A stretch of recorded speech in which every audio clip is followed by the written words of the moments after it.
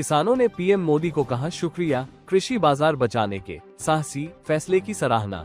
भारत सरकार के एक ऐतिहासिक और साहसी फैसले की सराहना करने के लिए देश भर के किसान नेता और किसान दिल्ली में एकजुट हुए हैं।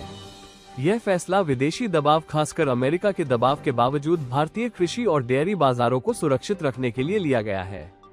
इस बैठक में 1 दर्जन से ज्यादा किसान संगठनों के नेताओं ने प्रधानमंत्री नरेंद्र मोदी के इस कदम की प्रशंसा की। भारत और जाम्बिया ने सहकारी निर्यात को बढ़ावा देने के लिए किया साझेदारी समझौता। सहकारिता मंत्री अमित शाह ने मंगलवार को बताया कि भारत और जाम्बिया के बीच सहकारी समितियों के व्यापार संबंधों को मजबूत करने के लिए एक समझौते पर हस्ताक्षर किए गए हैं। उन्होंने लोकसभा में लिखित उत्तर देते हुए कहा कि सहकारिता मंत्रालय विदेशों में स्थित भारतीय मिशनों के माध्यम से भारत के सहकारी निर्यात पारिस्थितिकी तंत्र को सशक्त बनाने का कार्य कर रहा है। 2.3 अरब डॉलर के भारतीय सेटकॉम बाजार में विदेशी कंपनियों की पैनी नजर, इंटेलसेट और इनमारसेट सबसे आगे। भारत का उपग्रह संचार सेटकॉम बाजार वैश्विक सैटेलाइट ऑपरेटरों के लिए एक नए आकर्षण का केंद्र बन गया है।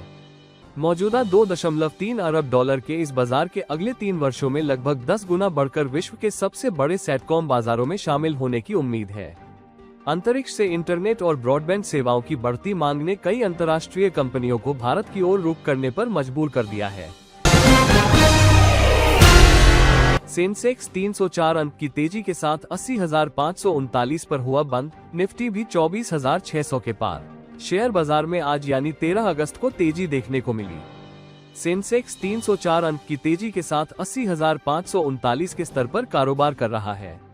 वहीं निफ्टी में भी 131 अंक की बढ़त रही। ये 24,619 के स्तर पर बंद हुआ।